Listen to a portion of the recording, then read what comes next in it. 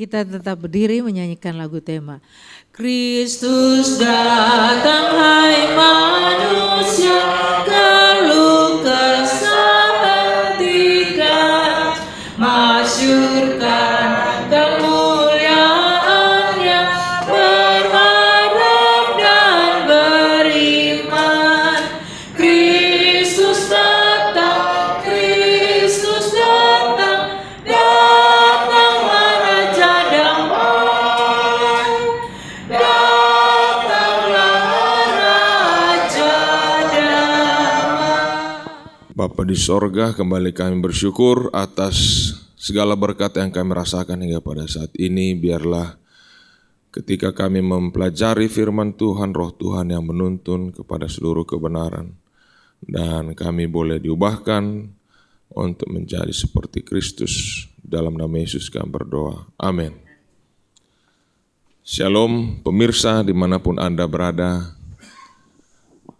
Pada saat ini kita akan kembali mempelajari pelajaran sekolah sahabat kita dari buku Lukas. Siapakah Yesus Kristus? Kalau kita lihat bahwa Yesus Kristus dengan kelahirannya yang sangat bersahaja, ya, telah membuat satu perubahan dalam sejarah umat manusia. Ya. Yesaya pasal 9 merupakan satu nubuatan, ya, mengenai kelahiran daripada Yesus. Kalau kita baca Yesaya pasal yang ke-9 ayat yang ke-5 dikatakan di sana. Sebab seorang anak telah lahir untuk kita, seorang putra telah diberikan untuk kita, lambang pemerintahan ada di atas bahunya, dan namanya disebut orang penasihat ajaib, Allah yang perkasa, Bapa yang kekal, Raja Damai. Wah, luar biasa. Mungkin orang bertanya-tanya, "Hei, Nabi Yesaya siapa ini?" Seorang anak yang lahir, anak sangat tidak berdaya, anak kecil yang polos, yang sangat bergantung kepada penjagaan perlindungan orang tuanya. Disebut sebagai, apa bisa katakan di sini? Penasihat ajaib. Bayangkan seorang yang baru lahir mendapat sebutan penasihat ajaib. Bahkan dia Allah yang perkasa. Wow. Bapa yang kekal, Raja Damai. Bahkan lambang pemerintahan ada di bahunya. Ya. Kalau raja yang termuda yang saya ketahui sampai saat ini mungkin baru Yosia. Ya, 8 tahun dia jadi raja. Wah, hebat juga ya. Kalau ada di sini, di negara, di dunia sekarang ini, umur 8 tahun menjadi raja, udah geger itu. Ya. Biasanya orang kalau umur-umur 40, 50, masih terlalu muda itu kata orang. Belum cocok itu. Padahal ini 8 tahun, Yosia sudah menjadi raja. Tapi Yesus, begitu dia lahir disebut sebagai Raja Damai. Amin, saudara-saudara. Siapakah Yesus? Lahir dari seorang Maria. Maria yang sangat beruntung, ya, dipilih oleh Tuhan. Baik, Lukas 9 ayat 20 dikatakan di sini ayat intinya. Yesus bertanya kepada mereka, "Menurut kamu siapakah aku ini?" Jawab Petrus, "Mesias dari Allah." Siapakah aku ini? Ya.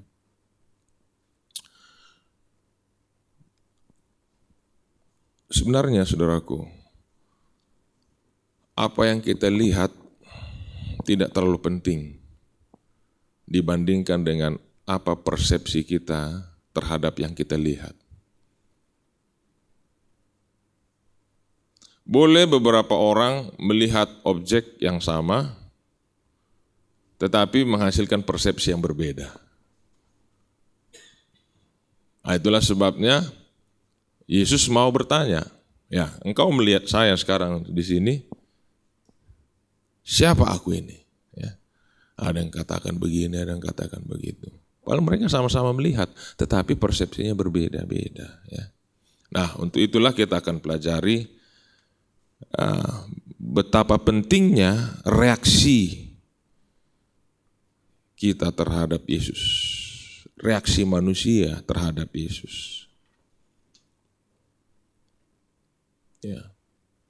Sebenarnya kalau alam pemikiran manusia ini masih murni, jernih, mereka akan melihat Yesus ini sebagai siapa dia sebenarnya, ya, yang diutus Allah, ya. Allah yang menjelma menjadi manusia. Namun oleh karena sudah tercemar dengan dosa, sulit. Ya, ada orang katakan, ya siapa rupanya dia? Hanya seorang baik. Ada yang katakan, wah. Atau orang mengatakan, aku tidak mengenal dia. Ya. Dalam Lukas 4 ayat 16-30, kita lihat kenapa orang bereaksi, ya, memiliki respon yang berbeda-beda kepada Yesus. Lukas 4 ayat 16. Katakan, ketika Yesus mulai mengajar di ayat 21, kemudian berkata, pada hari ini genaplah nas ini sewaktu kamu mendengarnya. Dan semua orang itu membenarkan dia dan mereka heran atas kata-kata yang indah yang diucapkannya. Lalu kata mereka, bukankah ia ini anak Yusuf? Underestimate mereka, ini anak Yusuf. Makanya heran. Kalau mungkin yang berbicara adalah scholar seperti Paulus, mereka tidak terlalu heran. Yesus tidak menempuh pendidikan yang formal. Sehingga dia heran, orang-orang heran. Bukankah ini anak Yusuf? Tentu kamu akan mengatakan, hai tabib, sembuhkanlah dirimu, perbuatlah di sini juga di tempat asalmu ini segala yang kami dengar yang telah terjadi di Kapernaum. Dan katanya lagi, aku berkata kepadamu, sesungguhnya tidak ada nabi yang dihargai di tempat asalnya. Ya. Tidak ada nabi yang dihargai di tempat asalnya. Mendengar itu, sangat marahlah semua orang yang di rumah ibadat itu. Mereka bangun lalu menghalau Yesus keluar kota dan membawa dia ke tebing gunung tempat kota itu terletak untuk melemparkan dia dari tebing. Ya. Jadi reaksi kepada pekabaran yang disampaikan Yesus selalu berbeda-beda. Tidak semua senang mendengarkan kabar baik yang disampaikan oleh Yesus. Nah, itu sudah Yesus ya, apalagi manusia. Jadi mana bisa kita paksakan? Oh, harus setuju dengan apa yang kita sampaikan. Di dalam Lukas 7 ayat 17, di sana dikatakan, maka tersiarlah kabar tentang Yesus di seluruh Yudea dan di seluruh daerah di sekitarnya. Ya. Dan Yohanes Pembaptis, seorang pendahulu Yesus, mengumumkan, inilah anak domba Allah. Inilah anak domba Allah. Jadi ada orang yang bisa mengenali Yesus, ada yang tidak mengenal dia. Siapa, dari mana dia berasal. Nah, Sekarang kita masuk kepada anak Allah, ya, dan anak manusia. Ya, jadi ini selalu menjadi permasalahan kalau kita mau mengukurnya dengan logika. Ya. Bagaimana pada saat yang bersamaan anak Allah dan juga anak manusia. Tapi sebenarnya sederhana saja. Sedangkan HP sekarang sudah ada yang disebut dual SIM. XL dan Telkomsel. Nah, jadi ini sangat sederhana. Bagi Allah tidak ada yang mustahil. Dia anak Allah, dia juga apa? Anak manusia. Anak manusia dan anak Allah adalah dua nama yang digunakan dalam Injil menjelaskan siapa Yesus itu. Yang pertama menunjukkan Allah yang menjelma, yang kedua menunjuk kepada keilahiannya sebagai oknum kedua dari ketuhanan. Ya, jadi sebelum dia menjelma menjadi manusia, ya, reinkarnasi, maka dia anak Allah. Begitu dia menjelma menjadi manusia. Ya. Yohanes 1 ayat 14 katakan apa? Yohanes 1 ayat 14. Firman itu telah menjadi manusia. Ya, di sinilah dia menjadi anak manusia. Dan diam di antara kita. Dan kita telah melihat kemuliaannya, yaitu kemuliaan yang diberikan kepadanya sebagai anak tunggal Bapa, penuh kasih karunia dan kebenaran. Ya. Penuh kasih karunia dan kebenaran.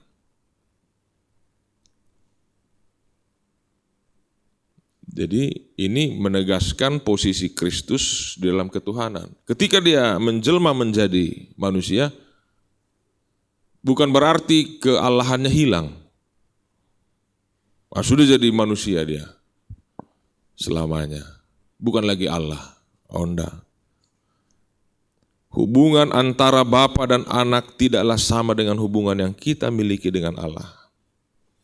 Pada saat hubungan kita adalah hasil pekerjaan Kristus, baik sebagai pencipta dan penebus, hubungannya dengan Bapa sebagai anak adalah satu dari tiga yang setara. Mitra abadi. Ya, kita baru aja berapa tahun lalu lahir di dunia ini. Yesus merupakan mitra abadi. Ya, sejak masa kekekalan. Melalui keilahiannya, Yesus menjaga ikatan sedekat mungkin dengan Sang Bapa. Ellen G. White menulis dalam Alfa dan Omega, jilid 6 halaman 55 dikatakan, Bapa kami yang di sorga, ya, untuk mengingatkan kepada muridnya, ya, kata Bapa kami yang di sorga, disampaikan untuk mengingatkan kepada murid-muridnya bahwa meskipun dalam kemanusiaannya, ia dihubungkan dengan mereka, turut mengambil bagian dalam ujian mereka dan menaruh simpati dengan mereka dalam penderitaan mereka. Namun oleh keilahiannya ia dihubungkan dengan tahta Allah. Ya. Dihubungkan dengan tahta Allah. Ya. Ada juga di sini sedikit komentar daripada Ellen White. Sehubungan dengan anak Allah, ya. Katakan di sini, the Son of God in a new sense, ya. Christ brought man and woman power to overcome, to live a man amongst men. He assumed the liabilities of human nature to be proved and tried. In his humanity, he was a partaker of divine nature. Jadi, bukan dia bebas dari segala kelemahan dan pencobaan sebagai seorang manusia. Dia merasakan itu, dia menahannya, dan dia menang dari waktu ke waktu. Ya. Untuk itulah dia datang, membuktikan bahwa manusia bisa hidup di dalam kemenangan. Ya. Lebih lanjut di sini dikatakan, in his incarnation, he gained in a new sense the title of the Son of God. Yeah. Said the angel, the power of the highest shall overshadow thee. Therefore also that holy thing which shall be born of thee shall be called the Son of God. Yeah. Bayangkan perasaan Maria ketika dia menyadari yang akan dilahirkan dia ini adalah anak Allah. Wow, luar biasa ya. Itu suatu hal yang sangat luar biasa. While the son of human being, he become the son of God in new sense. Thus, he stood in our world, the Son of God, yet allied by birth to the human race. Dialah Allah yang lahir ke dunia. Sebelumnya dia hanya Allah, ada di sorga. Tapi dia Allah lahir ke dunia. From all eternity Christ was united with the Father, and when he took upon himself human nature, he was still one with God. He is the link that unites God with humanity.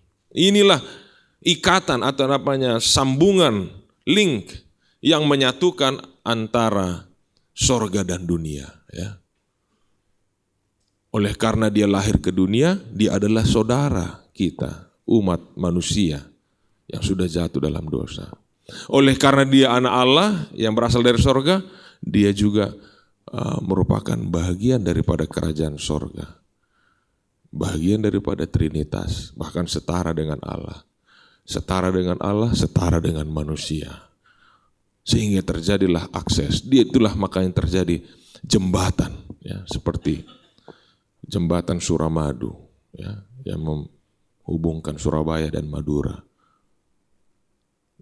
Di sebelah sana jembatan itu merupakan bagian daripada apa? Madura. Di sebelah sini bagian Surabaya.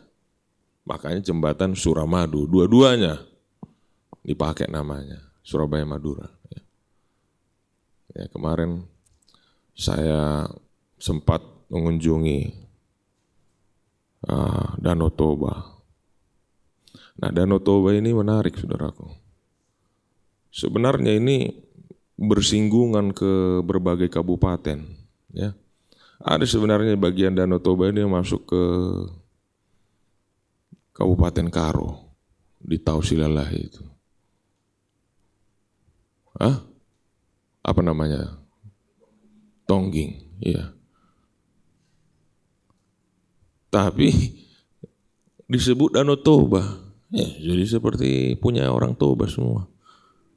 Padahal sebenarnya ini banyak yang punya ini, ya, pinggir-pinggirnya ini.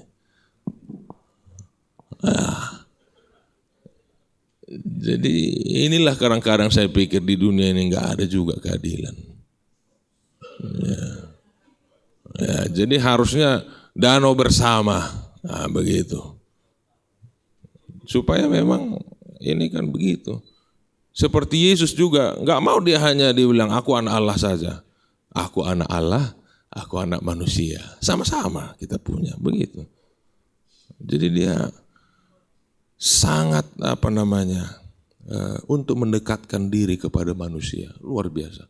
Dan dia lahir itu bukan jadi bos. Ini yang saya kadang-kadang nggak habis pikir ya. Dia datang, dia cuci kaki. Oh, aduh, memang luar biasa Allah kita itu. Dia berlutut di hadapan kita, dia cuci kaki manusia. Memang beyond ya, di luar daripada alamiah manusia untuk memikirkannya. Baik, Mesias. Ya.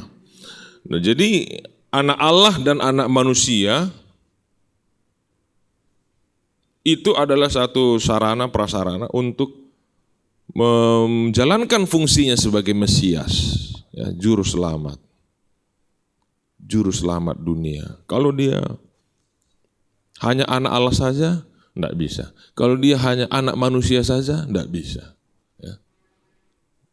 Itulah sebabnya ketika dia menjadi anak Allah dan anak manusia bersamaan, dia bisa menjadi Mesias. Lukas pasal yang ke-9, ayat yang ke-18. Pada suatu kali ketika Yesus berdoa, seorang diri datanglah muridnya kepadanya, lalu ia bertanya kepada mereka, kata orang banyak, siapakah aku ini? Siapa aku ini? Jawab mereka, Yohanes Pembaptis. Ada juga yang mengatakan Elia. Kalau pilihan berganda, udah salah mereka ini. Masa dibilang Yohanes Pembaptis, Elia. Ya. Ada pula yang mengatakan seorang dari nabi-nabi dahulu telah bangkit. Ya entah siapa itu, nabi-nabi yang dahulu ini. Oke, itu kata mereka. Yesus bertanya kepada mereka, menurut kamu, siapa aku ini? Nah, oleh karena murid-muridnya selalu bersama dengan dia dan mereka sudah lebih dekat dengan Yesus, lebih memahami. Maka jawab Petrus, Mesias dari Allah. Lalu Yesus melarang mereka dengan keras supaya jangan memberitahukan kepada siapapun. Ya. Dan dikatakan lagi anak manusia harus menanggung banyak penderitaan dan ditolak oleh tua-tua, imam-imam, kepala ahli Taurat, lalu dibunuh dan dibangkit hari ketiga. Ya, sampai ayat 27. Ya, kalau kita lihat di situ bahwa setiap orang yang mau mengikut aku, kata Yesus, ia harus menyangkal dirinya, memikul salibnya setiap hari dan mengikut aku. Ya. Jadi inilah pelayanan daripada Mesias itu. Ya. Dia memiliki otoritas mengusir roh jahat, menyembuhkan penyakit, memberi makan 5.000 orang, ya. Membangkitkan orang mati, dan sudah barang tentu mengampuni dosa, ya, sehingga dia boleh menyelamatkan orang yang berdosa. Jawaban kita untuk pertanyaan yang Yesus tanyakan tidak boleh kurang dari pengakuan Petrus. Ya. Kalau memang kita ingin memberikan jawaban yang benar adalah Yesus adalah Mesias dari Allah. Artinya yang diurapi. Mesias yang diurapi, yang set aside, diasingkan khusus untuk satu misi. Ya. Mesias yang misinya bukanlah pembebas politis, tetapi juru selamat yang akan membebaskan manusia dari cengkraman setan dan dosa dan menahbiskan kerajaan kebenaran. Ya, jadi Yesus bukan datang untuk orang Israel saja. Oh, saya datang untuk orang Israel, aku bebaskan mereka dari penjajahan bangsa Roma. Oh enggak. Kalau itu sudah misi politis. Dia datang untuk semua manusia. Bahkan seluruh generasi manusia yang lahir setelah Yesus, dia datang. Yang sebelum Yesus lahir ke dunia, dia datang. Sejak Adam sampai kepada manusia yang terakhir lahir di atas dunia, Yesus datang untuk mereka. Yesus datang untuk mereka, untuk menebus dan menyelamatkan manusia. Inilah misi Yesus. Dan sudah barang tentu misi yang sangat luar biasa ini membuat Yesus sangat dimuliakan. Ya. Inilah pelajaran kita hari Kamis. Yesus dimuliakan. Ya. Di mana rupa wajahnya berubah dan pakaiannya menjadi putih berkilau-kilauan. Dan di sana ada Musa dan Elia berbincang-bincang, ya, mengenai tujuan kepergiannya ke Yerusalem akan digenapi. Ya. Kepergiannya ke Yerusalem akan digenapi. Dan Yesus dikuatkan di sana. Ellen G. White menulis bahwa mereka, maksudnya Musa dan Elia yang telah dipilih lebih dari malaikat-malaikat di sekeliling tahta, telah datang bercakap-cakap dengan Yesus mengenai penderitaan, ya, mengenai peristiwa penderitaannya, dan menguburkan dia dengan jaminan, menghiburkan maksudnya ini, menghiburkan dia dengan jaminan simpati sorga. Harapan dunia keselamatan setiap manusia merupakan beban wawancara mereka. Dengan demikian Yesus sendiri pun yang telah menghibur begitu banyak orang mencari ketenangan dan penghiburan untuk dirinya sendiri. Apakah yang hal ini katakan kepada kita? Walaupun yang paling kuat kerohaniannya di antara kita, bahkan pemimpin-pemimpin, guru-guru, pembimbing kita, pada waktu tertentu dapat membutuhkan, perlu juga ketenangan, penghiburan, dorongan, bantuan dari orang lain. Sebenarnya siapa yang Anda kenal sekarang ini yang membutuhkan ketenangan, mungkin sedang bergumul, yang membutuhkan penghiburan. Sedangkan Yesus, saudaraku, dia menikmati, ya, dukungan, sokongan, penghiburan, kata-kata memberi semangat daripada Elia dan siapa ini katanya? Musa. Dia sudah anak Allah dan anak manusia, dia sudah Mesias. Dia enggak kata, apa kau? Aku ini sanggup mengatasi semua problem. Tidak usahlah. Nah, dia menikmati juga, ya, kata-kata yang memberi dorongan, kekuatan.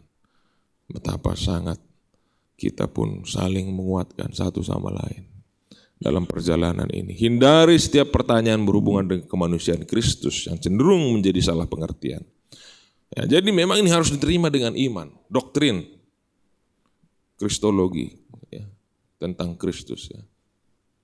Dia memang Allah, dia memang manusia. Jadi hindari setiap pertanyaan yang cenderung menjadi salah pengertian. Kebenaran terletak dekat dengan jalur prasangka. Dalam menangani soal kemanusiaan Kristus, Anda perlu menjaga setiap pernyataan dengan gigih. Janganlah kata-katamu diartikan lebih jauh daripada yang dikatakan. Dan akhirnya Anda meredupkan persepsi yang jelas tentang kemanusiaan yang tergabung dengan kelahirannya. Kelahirannya adalah mujizat Allah. Jangan pernah dengan cara apapun meninggalkan kesan sedikit pun pada pikiran manusia bahwa noda atau keinginan untuk penyelewengan ada pada Kristus, atau bahwa dia dalam cara apapun menyerah pada penyelewengan. Dia dicobai dalam segala hal seperti manusia dicobai. Namun demikian ia disebut yang suci. Ini adalah misteri. Ya. Kalau sudah disebut misteri, ya misteri lah itu. Yang ditinggalkan tanpa penjelasan bagi yang fana, di mana Kristus dapat dicobai dalam segala hal seperti kita, namun tanpa dosa. Penjelmaan Kristus yang pernah terjadi akan tetap menjadi sebuah misteri. Akan tetap menjadi sebuah misteri. Ellen G. White katakan. Ya. Jadi kalau sudah dibilang misteri, ya misterilah itu. Ya. Jangan coba-coba, bisa nanti kita melenceng, menyimpang. Akhirnya kita bertanya, kalau begitu siapa yang ciptakan Allah? Langsung korslet di sana. Akhirnya jadilah ateis dan lain sebagainya. Ya, jadi biarlah pelajaran ini memberikan kekuatan kepada kita, ya, untuk bersyukur dan hanya bersyukur. Kenapa Yesus mau datang ke dunia menjelma untuk menjadi juru selamat kita, ya, orang berdosa. Ya, kalau ini saja kita renung-renungkan dan kasih-Nya itu memenuhi hati kita, saya rasa kita pun akan tetap dikuatkan di dalam perjalanan kehidupan di dunia ini, fana ini. Ya. Mungkin ada tambahan atau ya, terangan Pendeta Saragi, baru Pendeta KR Sagala. Baik, terima kasih. Pelajaran ini sungguh dahsyat dan luar biasa.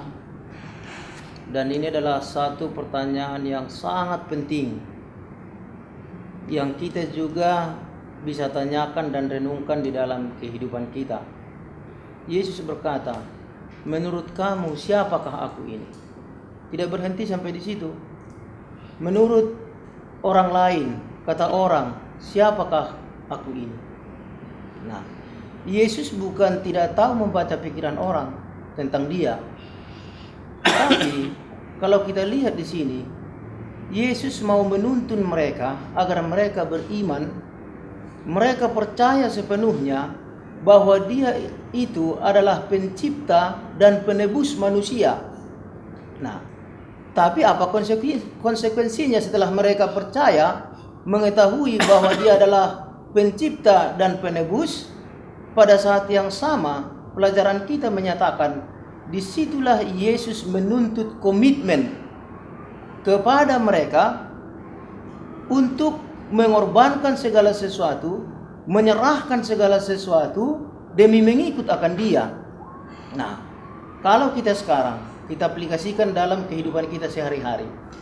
Kalau kita bertanya kepada anggota jemaat, "Saudara, menurut saudara siapakah saya ini?"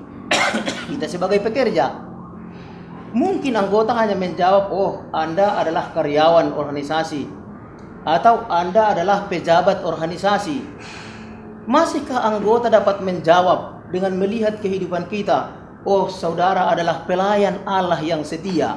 Nah, ini harus kita renungkan, saudara-saudara, di dalam kehidupan kita.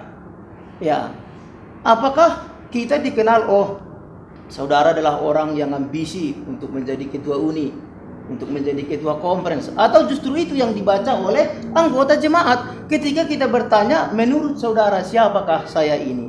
Hendaknya jawaban setiap anggota jemaat, kalau kita pertanyakan pertanyaan itu, anggota jemaat dapat menjawab, "Oh, Bapa adalah hamba Allah yang setia." Nah, mungkin ini yang perlu kita renungkan, saudara-saudara, di dalam perjalanan hidup kita sebagai pelayan-pelayan di dalam organisasi gereja ini, supaya ketika kita bertanya siapakah saya ini kepada anggota jemaat, iman anggota jemaat itu dikuatkan, dibangunkan, bukan membuat mereka justru semakin lemah dengan melihat sikap-sikap kita, kehidupan kita, ya, pola hidup kita, pelayanan kita. Mungkin ini yang perlu saya tambahkan dalam pelajaran ini, Pak. Terima kasih. Terima kasih, Bapak Sagala. Saya justru bertanya nih. Di sini kan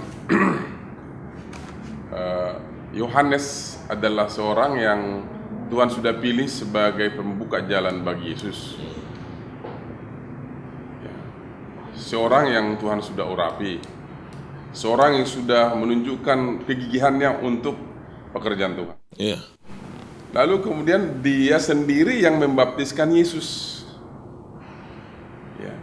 Dia tahu dari peristiwa pembaptisan itu, ya, bahwa dia ini adalah orang yang Tuhan utus. Bahkan dia dengar juga, ya, suara yang pada saat itu mengatakan, "Inilah, ya, anak Engkau kasihi, kepadanya aku berkenan." Dan sekarang dia berada di penjara. Ini pelajaran hari Minggu, ya. Sekarang dia berada di penjara. Tapi Yesus sebagai seorang yang sudah menunjukkan banyak mukjizat, keajaiban-keajaiban, dan sudah terdengar kemana-mana bahwa dia sangat memperhatikan kebutuhan orang lain. Nah, sekarang kebutuhan Yohanes nggak dia perhatikan. Ya. Sehingga kemudian Yohanes menyuruh murid-muridnya, katakan, "Coba cari tahu sebenarnya diakah Mesias yang akan datang itu? Ya. Apakah kita harus menunggu yang lain?" Nah, sekarang mengapa Yesus tidak langsung memberikan jawaban yang memberikan kekuatan kepada Yohanes? Ya. Coba saya misalnya bilang, "Apakah engkau Mesias yang akan datang itu?" "Oh ya, memang saya lah orangnya." Kan itu lebih, ya, selesai sudah. Dia akan dikuatkan, murid-muridnya juga dikuatkan. Kenapa kok Yesus justru, ya, lihatlah pekerjaan. Ya, kan bisa saja mungkin. Bisa saja juga orang-orang yang lain juga bisa melakukan hal-hal yang mirip-mirip mungkin bisa saja pertanyaan murid-muridnya akan bertanya begitu dalam hatinya. Nah, ini pertanyaan saya, mengapa kok Yesus tidak langsung saja menjawab, ya memang saya lah Mesias yang kamu katakan itu. Ini pertanyaan saya. Bisa saja kalau orang lain pun mengaku, saya pun Mesias. Jadi memang perlu ada ciri-ciri khas. Itu dan lihatlah apa yang saya kerjakan. Kenapa nggak dua-dua saja dia sebutkan? Ya, jadi memang sulit kita mengakui akan diri kita daripada orang melihat dan mengakui kita itu lebih atau mungkin ada yang mau kasih jawaban atas pertanyaan ini, ya.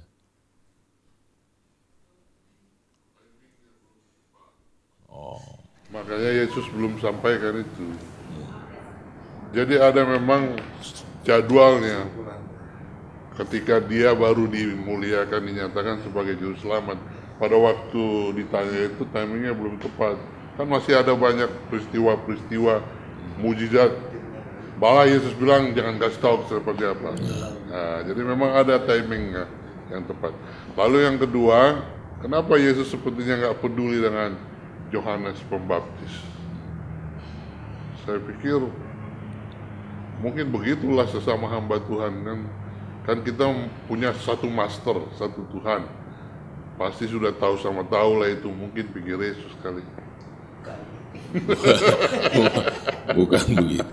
Di sini saya baca kutipan Nyonya White, di sini dikatakan shunning cross means shunning reward. These words are spoken to everyone who desire to be a Christian. He who shuns the cross shuns the reward promised to the faithful. Ya, jadi tidak ada itu namanya reward habis kalau kita mau singkirkan salib. Tidak ada itu. Jadi memang tentu Yesus sangat dia berkonsultasi dengan Bapaknya, ya. Jadi dia dikatakan tidak ada yang dia kerjakan di atas dunia ini atas kehendaknya sendiri. Ya. Saya rasa kalau memang kehendak Bapa di sorga akan dibebaskan Yohanes Pembaptis, dia sanggup membebaskan. Sedangkan Paulus dan Silas di penjara dia bisa bebas keluar. Tapi bukan dia semau-maunya. Oh ini saya punya apa dulu ini. Ya, bahkan secara kekerabatan masih ada hubungan mereka. Oke, bebaskan. Anda begitu. Yesus stick kepada rencana agung Allah. Ya. Dia berkoordinasi selalu. Tidak ada yang dia buat berlawanan atau di luar daripada kehendak Allah. Inilah luar biasanya akan. Jadi benar itu juga, ya, timingnya sangat. Semua ada waktunya dikatakannya. Ya. Itu juga dijelaskan di buat dibilang tugas. Ya. Itu sudah tugasnya dia. Ya. Dia tahu, makanya dia semakin besar, aku semakin kecil. Tidak ada no reward yang saling diproses. Bagi dia adalah itu suatu privilege. Tapi masalahnya waktu dia tanya, benar dia Mesias? Di situ tulis dia ragu. Sempat dia ragu, walaupun dibilang dia adalah nabi yang sebelum dan sesudahnya. Saya ingin bawa kayak dalam cerita nyata yang pernah namanya Hironado. Dia itu di tentara Jepang yang menguasai Filipina. Dia disuruh komandannya untuk jaga pos ini. Pendek cerita, bertahun-tahun dia tetap di situ, bertahan, survive untuk menjaga pos itu. Filipina sudah merdeka, Jepang, dia pulang ke komandannya ini. Terus di situ sampai berjenggot hanya untuk menjaga posnya itu. Sampai itu sudah bukan lagi peperangan, dia tetap merasa bahwa inilah tugasnya. Nah, datanglah orang yang mungkin pelancong di situ, berarti ada orang apa ini nih, orang Jepang. Sampai datang memerintahkan, suruh dia untuk ini, dia nggak mau, dia tetap di situ. Tetap dia di situ terus. Akhirnya dia adalah yang untuk ngomong dia untuk cari siapa komandannya. Ketemulah komandannya di Jepang kan, jadi tukang jual buku. Dibawa balik ke Filipina untuk suruh apa? Suruh dia pulang. Misi sudah selesai, perang sudah selesai, baru dia pulang. Sama, kita semua ini tentara, kita masing-masing punya tugas sama Tuhan. Kalaupun misalnya kita ikut berjalan sama Tuhan, Tuhan sudah kasih tahu begini dan begini. Ikut aku, kamu akan dianiaya, ikut kamu. Tuhan sudah beritahu itu semua. Dan waktu kita mengalaminya itu suatu privilege. Kita semua adalah tentara, jadi hidup dan mati kita di dalam Kristus. Jadi apapun yang terjadi kita tidak akan pernah mengeluh karena ini semua adalah kemuliaan. Jadi itulah yang Yohanes lakukan. Cuma walaupun Yohanes besar dia tetap sempat ragu. Malah ditanya ditulis dia ragu. Apa benar engkau Mesias? Kesimpulan mungkin Pak Sagala. Saya justru ini mungkin aplikasi kepada kita Ya. juga. Ini kan soal hikmat dan akal budi. Ya. Seringkali karena jawaban kita pekerjaan Tuhan jadi terhalang. Ya. Saya tahu bahwa Yesus mengetahui juga kalau saya katakan nanti saya Mesias, ini justru pekerjaan Tuhan akan terhalang seperti tadi pendeta semua katakan. Mengapa saya aplikasikan ini? Misal saja, kalau di pesawat misalnya kita ditanya apakah Bapak pendeta, tapi akhirnya pekerjaan Tuhan tidak jadi lebih maju, ya saya pikir kita perlu punya hikmat menjawab itu maksud saya. Jadi jangan kita langsung hanya kita katakan pendeta ini tutup sudah, karena kita tahu dia masih perjudis. Aku adalah Hubungan pendeta kita yang jadi ingin terputus. ya, betul. Ya, hubungan kita jadi terputus, kesempatan kita untuk menginjil jadi terputus. Jadi saya pikir kita sebagai orang Advent juga harus pintar-pintar membuat orang lain akhirnya semakin ada rasa ingin tahu, dan kemudian ada kesempatan untuk menginjil, kemudian juga kesempatan untuk bisa meyakinkan dia dan menuntun dia kepada Yesus. Nah, ini ilmu Jadi kalau AMR. motivasi kita, saya pikir itu, ya mengapa kita harus katakan saya Advent, tapi akhirnya tertutup sudah jalan untuk kita menyatakan Yesus, Injil. Jadi ini saya pikir kita harus tiru Yesus. Saya lihat ini banyak peristiwa di mana Yesus nggak langsung jawab seseorang. Dia katakan apa yang saya perbuat lihatlah, dia bilang begitu ya. Ini belajar kita dari situ. Oke.